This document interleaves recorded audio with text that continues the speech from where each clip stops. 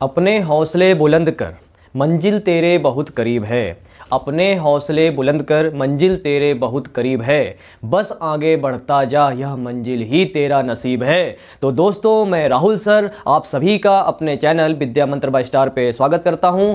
दोस्तों, मैं सभी को बताना चाहता हूं कि ये जो हमारा एजुकेशन चैनल है, ये आगामी होने वाले बोर्ड एग्जाम जो आपके मार्च और फरवरी के मंथ में होने जा रहे हैं, यूपी बोर्ड, सीबीएसई बोर्ड, तो उसमें आने वाले जो इंपॉर्टेंट क्वेश्चन है और श्योर है कि यही क्वेश्चन आएगा, तो उस क्वेश्चन को लेकर मैं आप सभी के सामने आया हूं।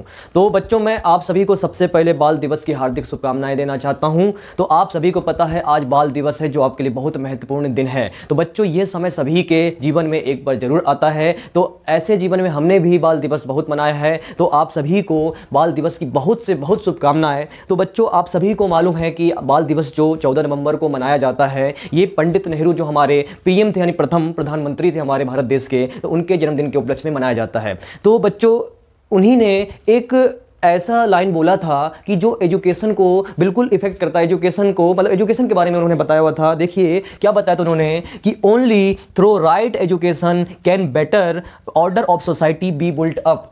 मतलब कहने का यह है कि एक अच्छी शिक्षा ही आपके समाज को बना सकती है, उसका निर्माण कर सकती है। तो बच्चों, शिक्षा के बारे में वो बिल्कुल जागरूक थे और बच्चों के साथ बहुत ज़्यादा रहते थे। उन्होंने बच्चों को एक ही बात बताई थी कि अच्छी शिक्षा प्राप्त करना बहुत ज़रूरी है।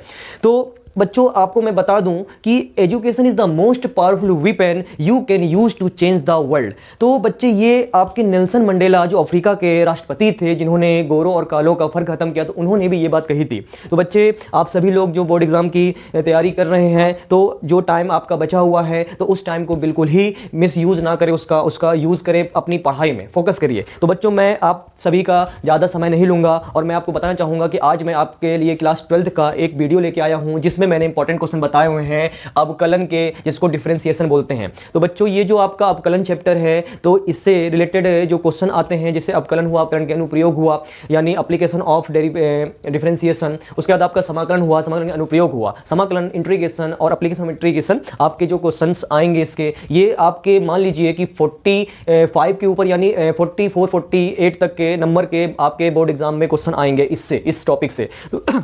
तो बच्चे, इस टॉपिक को आप बिल्कुल भी स्किप मत करिएगा, इसको पूरा से पूरा देखिएगा। आप सभी ने अभी तक जितने भी क्वेश्चंस पढ़े हैं या फिर आगे पढ़ेंगे, तो आप ये समझ लीजिए कि अब आपके पास सारे क्वेश्चन करने का टाइम नहीं है, आप इंपॉर्टेंट क्वेश्चन को ही फोकस करिए। तो मैं आपसे वादा करता हूं कि अभी जो हमारा आने वाला और भी वीडियो होगा, उसमें हम आपके लिए इंपॉर्टेंट क्वेश्चन ही लेके आएंगे और श्योर है कि वही क्वेश्चन आपके बोर्ड एग्जाम में आएगा। तो बच्चों, देखते हैं, आप सभी के सामने लिखा हुआ है अवकलन यानी डिफरेंशिएशन। बच्चे, पहले तो हम इसके बेसिक को कुछ समझेंगे, बस थोड़ा सा बेसिक मैं आपको बताऊंगा, बाकी आप सभी ने पढ़ा हुआ है और आपके टीचर ने बहुत अच्छा पढ़ाया होगा, बट यहां पे थोड़ा सा समझ लेते हैं। देखिए, यहां पे लिखा है the rate of change of one quantity with respect to another is called differentiation. The rate of change of one quantity with respect to another is called differentiation. Hindi में किसी एक राशि का परिवर्तन जब दूसरे राशि के सापेक्ष हो तो उसे अवकलन कहते हैं। तो बच्चों, आपने देखा कि कोई आपके पास एक फंक्शन दिया होगा या फिर आपके पास कोई राशि लिखा होगा, राशि का मतलब कोई भी एलिमेंट फंक्शन हो सकता है, तो आपका जो उसमें आप चेंजमेंट करोगे वो दूसरे फंक्शन यानी दूसरे राशि के सापेक्ष करते हैं, यानी विथ रिस्पेक्ट टू अनदर। तो देखिए बच्चों, यहाँ पे क्या है, जैसे मैं आपको समझाऊं कि आपका कोई फंक्शन है, फंक्शन आपका देखिए एक्स के फॉर्म में भी हो सकता है, टी के फॉर्म में भी हो सकता है, थीटा के फॉर्म में भी हो सकता है। तो आप उसी को चेंज करेंगे किसी अनदर फंक्शन यानी अलग राशि के सापेक्ष आप करेंगे। जैसे देखिए, यहाँ पे जैसे आपका फंक्शन है एफ ऑफ एक्स लिखा हुआ है। एफ ऑफ एक्स आप जानते हैं कि एफ ऑफ एक्स का मतलब है कि कोई भी आपने फंक्शन लिखा वो एक्स के फॉर्म में लिखा हुआ है, तो आप उसको वाई भी लिख सकते हो बच्चों। जहां पे एक्स आपका एक स्वतंत्र राशि है जो डिपेंड नहीं है, एक्स आपका स्वतंत्र है, डिपेंड नहीं होता है किसी पे भी। तो देखिए, यहाँ पे जब आप इस फंक्शन को, यानी जो आपका ये वाई लिखा है, इसको एक्स के सापेक्ष जब आप अवकलन करेंगे, जैसे कहने का मतलब है कि differentiation with respect to x, तो आपका देखिए ये जो वाई होगा ये d y upon D of x हो जाएगा बच्चों। तो यहाँ पे d y upon D of x कहने का का ये मतलब हुआ दोस्तों कि यहां पे y में परिवर्तन हो रहा है अपॉन में x में परिवर्तन हो रहा है, यानी change in y upon change in x। यानी आपके कहने का मतलब है कि आप y में x के सापेक्ष परिवर्तन कर रहे हैं, यानी जैसे जैसे आपका x बदलेगा वैसा वैसा आपका y भी बदलेगा, चेंज होगा।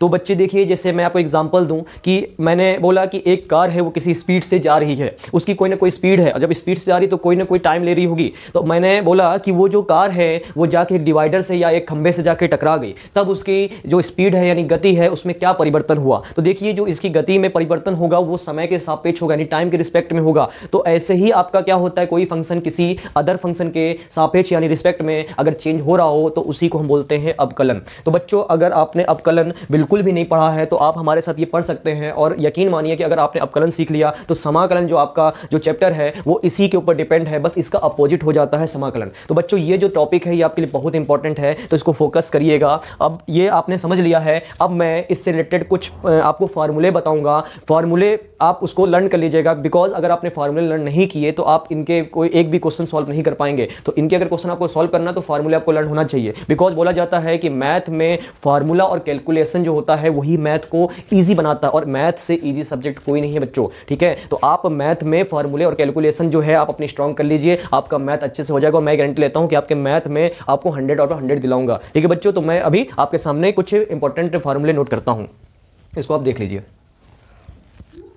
हाँ तो दोस्तों आप सभी के सामने ये लिखा हुआ है फार्मूले, कुछ महत्वपूर्ण सूत्र हमने यहाँ पे लिखे हैं, सम इंपॉर्टेंट फार्मूला। आप यहाँ पे देखिए सबसे पहले कि आप जब भी अवकलन निकालेंगे यानी डिफरेंशिएशन निकालेंगे तो उसका एक संकेत होता है, यानी उसको आप कैसे शो करेंगे, तो D upon D of x, यानी आप किसी भी फंक्शन का आप एक्स के सापेक्ष अवकलन निकाल लें, यानी विथ रिस्पेक्ट टू एक्स आप निकाल लें किसी भी फंक्शन का डिफरेंशिएशन। तो यहाँ पे देखिए सबसे पहले D upon D of x, x की पावर एन, आपका फार्मूला होता है एन आगे आ जाएगा एन एक्स की पावर एन माइनस 1। आप अगर एक्स का करते हैं एक्स के रिस्पेक्ट में तो आपका 1 होता है। अगर आप किसी भी c मतलब कोई भी आपका कांस्टेंट टर्म होता है तो कोई भी कांस्टेंट टर्म का अगर आप डिफरेंशिएशन निकालते हैं यानी अवकलन निकालते हैं तो उसका 0 यानी 0 होता है अवकलन। तो बच्चे यहाँ पे देखिए कि d upon D of x, C x लिखा है, सी एक्स का मतलब है कि एक्स के साथ c यानी कोई भी कांस्टेंट वैल्यू अगर आ जाए एक्स के साथ तो आप जब भी उसका डिफरेंशिएशन निकालेंगे तो वही आपका कांस्टेंट नंबर ही आपका आ जाएगा वैल्यू। यहाँ पे D upon D of X A की पावर एक्स है, तो इसका जब आप डिफरेंशिएट करेंगे यानी अवकलन करेंगे तो ए की पावर एक्स लॉग बेस में ई ए आ जाएगा, जहाँ पे ये ए है आपका एक रियल नंबर होता है, वैल्यू होता है, कोई भी कांस्टेंट टर्म होता है। तो आप यहाँ पे लिख देंगे ए की power X log base E A. इसी टाइप से D upon D of X log base E X होता है आपका 1 अपॉन एक्स के। यहाँ पे D upon D of X E की पावर एक्स का अवकलन जो होगा यानी डिफरेंशिएशन वो ए की पावर एक्स ही रहेगा। उसके बाद देखिए ये तो बेसिक था, अब आपके पास जो सामने लिखे हैं वो ट्रिग्नोमेट्रिक फंक्शन के भी फार्मूले होते हैं जिसका आप डिफरेंशिएट करते हैं। जैसे d upon D of x sine x है, इसका कॉस एक्स होता है, और d upon D of x cos x है तो बस इसका भी साइन एक्स होगा बट ये माइनस का हो जाएगा। साइन एक्स का कॉस एक्स होता है, कॉस एक्स का sine x, but cos x का माइनस में साइन एक्स होगा। D upon D of x ten x है तो इसका सेक स्क्वायर एक्स होता है। D upon D of x आपका कॉट एक्स है तो इसका माइनस कॉसिक स्क्वायर एक्स होता है, और d upon D of x है इसका सेक एक्स है तो इसका sec x into tan x होता है, और d upon D of x अगर कॉसिक एक्स है तो minus cosec x into cot x होता है बच्चों, ठीक है। तो आप इसको इस तरीके से लर्न करिए। हाँ दोस्तों आगे देखिए, अभी आपके पास फंक्शन दिए हुए थे आपके ट्रिग्नोमेट्रिक, अब इन्वर्स वाले कैसे मिलेंगे आपको, जैसे लिखा है d upon D of x sin inverse x है, इसका आप लिख सकते हैं 1 upon root 1 minus x square, ये एक्स है, यहाँ पे भी एक्स है। D upon D of x cos inverse x है, ये भी वही है, बस बीच में लग गया यानी आपके 1 के साथ माइनस लग गया, यानी 1 upon under 1 minus x square. D upon D of x tan inverse x है तो आप उसको लिख सकते हैं 1 अपॉन 1 प्लस एक्स स्क्वायर, और d upon D of x cot inverse x है उसको लिख सकते हैं minus 1 upon 1 plus x square. बस आपका देखिए 10 जो था वही कॉट है, बस माइनस लग गया है। D upon D of x sec inverse x लिखा है तो सेक इन्वर्स एक्स का 1 upon x under x square minus 1 होता है। इसी टाइप से आप देखिए कि कॉसिक इनवर्स एक्स है तो D upon D of x इसका निकालेंगे तो ये भी वही होगा, बस बीच में आपका माइनस लग जाएगा, minus 1 upon x under x square minus 1। अभी तक आपने ये फंक्शन देखे इनवर्स वाले, इस टाइप के क्वेश्चन भी बहुत ज्यादा पूछे जाते हैं बच्चों, तो आप इसको लर्न कर लीजिए। और यहाँ पे देखिए जो फंक्शन आपके पूछे जाएंगे उसमें कुछ प्लस के भी होंगे माइनस के भी होंगे फंक्शन, तो आप कैसे करेंगे, जैसे d upon D of x f of x plus minus g of x है, यहाँ पे देखिए ये दोनों फंक्शन आपके प्लस और माइनस में हो सकते हैं, तो आप यहाँ पे देखिए प्लस और माइनस लगा हुआ है, तो आप इन फंक्शन में देखिए क्या करेंगे, इसका अलग अलग डेरिवेटिव करेंगे यानी अवकलन करेंगे, एफ ऑफ एक्स का डी अपॉन डी एक्स करेंगे, फिर प्लस माइनस जो भी है आपका लगा देंगे, फिर d upon D of x d x करेंगे। इसी टाइप से अगर d upon D of x f of x into g of x यानी मल्टीपल में दिया हुआ है तो आप क्या करते हैं कि एफ ऑफ एक्स इंटू में यानी पहले आप एफ ऑफ एक्स को ऐसे लिख देंगे और जी ऑफ एक्स का डी अपॉन डी एक्स निकाल लेंगे। मल्टीपल में है तो प्लस लग गया, फिर जी ऑफ एक्स को आप ऐसे नोट कर लोगे और एफ ऑफ एक्स का आप D upon D of x निकाल लोगे।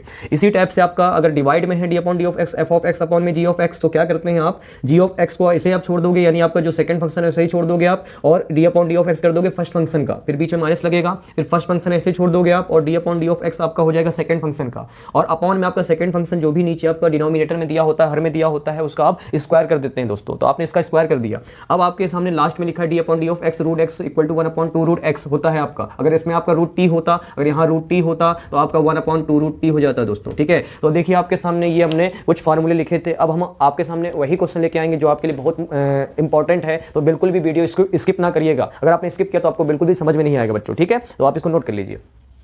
हाँ, तो स्टूडेंट आपने अभी देखा था कि कोई भी अगर दो फंक्शन है अगर मल्टीपल में है तो हमने अभी आपको फार्मूला बताया हुआ था एफ ऑफ और जी एक्स करके, लेकिन बहुत बच्चों को एफ ऑफ एक्स और जी ऑफ एक्स से लर्न नहीं होता फार्मूला, तो आप इस तरीके से भी लर्न कर सकते हैं इसको। जैसे लिखा है d upon D of x u into v लिखा है, तो आप क्या ऐसे लर्न कर सकते हो, जैसे लिखा है यू, आपने यू को यानी फर्स्ट फंक्शन को आपने ऐसे लिख दिया और d upon D of x कर दिया सेकंड फंक्शन का, वी लिख दिया, प्लस का आपने इसको देखो यू लिखा है वी लिखा है तो यू ऐसे लिख दिया आपने, d upon D of x v कर दिया, प्लस का वी आप ऐसे लिख दोगे, फिर d upon D of x आपका यू आ जाएगा, आगे फर्स्ट फंक्शन आपका आ गया यहाँ पे। इसके बाद यहाँ पे जैसे d upon D of x f of x g of x लिखा हुआ था, यहाँ पे मैंने यू अपॉन वी लिख दिया है। तो सबसे पहले आप क्या करेंगे, वी को आप ऐसे नोट कर लेंगे और d upon D of x लिख देंगे यू का, फिर बीच में माइनस लग जाएगा, अगर डिवाइड में है तो माइनस और मल्टीपल में है तो प्लस लगेगा। उसके बाद आप यू को ऐसे नोट कर लेंगे और d upon D of x कर देंगे वी का, अपॉन में देखिए जो वी होगा उसका आप स्क्वायर कर देंगे। तो देखिए स्टूडेंट ये बहुत ही आसान फार्मूले थे जो कि आपको लर्न होना चाहिए, और अगर आपने इसे लर्न कर लिया तो आपका ये अपकलन तो चैप्टर फिनिश हो गई होगा, उसके साथ आपका समाकलन भी काफी ईजी तरीके से तैयार हो जाएगा। तो इस वीडियो मैंने आपको कुछ बेसिक बताया हुआ है और इंपॉर्टेंट कुछ फार्मूले बताए हुए हैं, तो इस फार्मूले को आप लर्न कर लीजिएगा और इसके नोट्स बना लीजिएगा, बिकॉज 90% आप नोट्स अगर बनाते हो तभी आप क्लियर कर पाओगे।